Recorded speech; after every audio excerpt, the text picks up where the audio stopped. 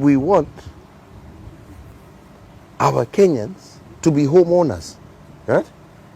That is what we're trying to do. We want our people to be homeowners. You say they have different issues. I'll just enumerate one or two if you allow me. I mean, first, some say, why would somebody be forced to pay the tax, yet they may not necessarily buy into the plan? That's where you're getting it wrong, because we are misleading people by telling them that it is a tax. It is not a tax.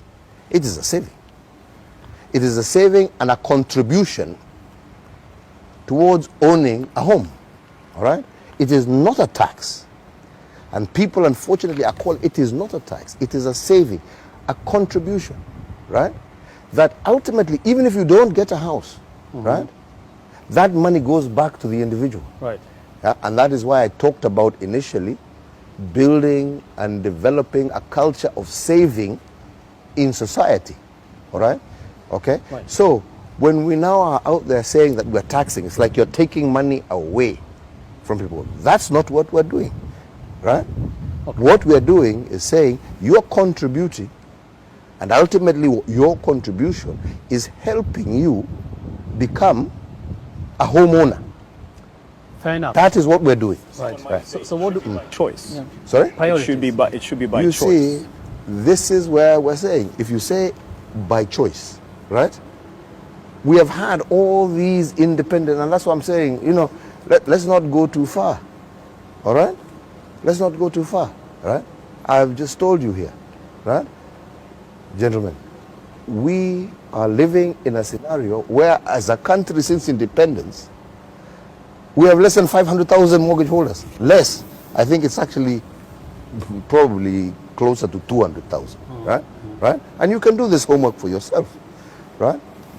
We have people, right? When you go and try and borrow for a house, you're given a loan for 5 years. My friend, 5 years. How do you repay, yeah?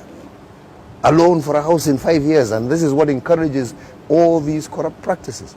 And that's why we're saying we have to build a system, right?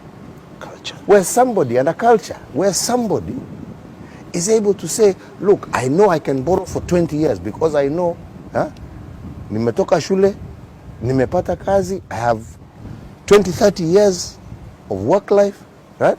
Then I can have an affordable mortgage, right? Now, if government doesn't get involved in that process, if all Kenyans don't get involved in that process, we continue with this system that becomes exorbitant. And that is why you don't have affordable housing in the country, right? So you need to actually look as to where we are coming from and where we are trying to go to, right? And what we're trying to say is that if we want Kenyans to be homeowners, we must develop and build products, right, that actually make that possible, right? And that's what we're trying to do. Mheshimiwa Rais, mojawapo and like ni vizuri nimalize hapa. And that is why I'm saying we are not actually, even when people go to court, we're not forcing it, as you've seen. Yeah. We keep saying kujeni tukae, let us explain to you, hivi ndivyo tunajaribu kufanya, hivi ndivyo tunajaribu kufanya, kwa sababu hii swali yako ni gani, shida yako ni gani, tunakuelezea. And the majority who have had the opportunity to be explained to, yeah, they actually begin to understand. Because you say, if you go to today's current mortgage market, as he's saying, the choice of individual, right? You tell me where you can get a mortgage today, yeah, at less than 30,000 shillings. How many Kenyans can afford that every month? And that is